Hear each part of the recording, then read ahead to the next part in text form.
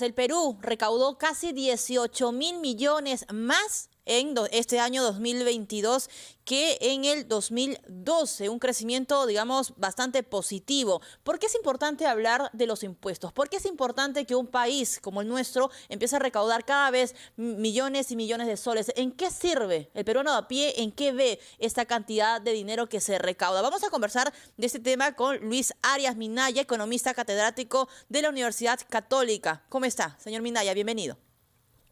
Sí, ¿qué tal? Muy buenas tardes. En principio, quisiera empezar esto como una explicación para que los oyentes y televidentes lo puedan entender de manera sencilla. ¿Por qué por qué es importante que un país pueda recaudar cada año que pasa más cantidad de dinero a través de los impuestos y los tributos?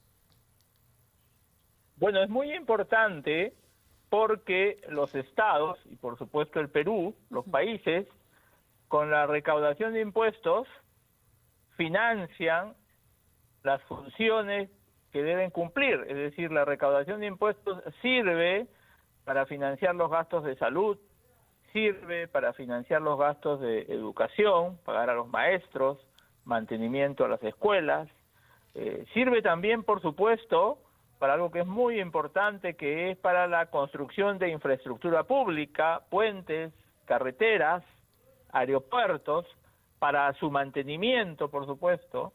Y finalmente, dentro de estos aspectos en que se usa la recaudación de impuestos sirve para hacer transferencias monetarias en efectivo a los más vulnerables, a los más pobres. Podemos mencionar dos programas importantes: el programa de pensión 65, que es para las personas en edad avanzada, que son pobres, que no tienen una pensión, y el programa Juntos, que es para madres jóvenes en situación de pobreza y de extrema pobreza.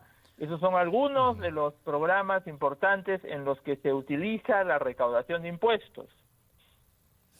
Ahora, es importante preguntar aquí, economista Luis Arias, si bien es cierto entonces, ya conocemos que el sector privado es, vamos a decir, la locomotora que jala todos los vagones de la economía peruana, pero sería importante identificar qué sectores son los que mejores se han mostrado en comportamiento, diríamos, para tener esta recaudación en positivo de impuestos en el país. Bueno, en estos últimos años, en particular, en los últimos 2 años, el sector minero ha sido uno de los sectores que más ha aportado a la recaudación de impuestos.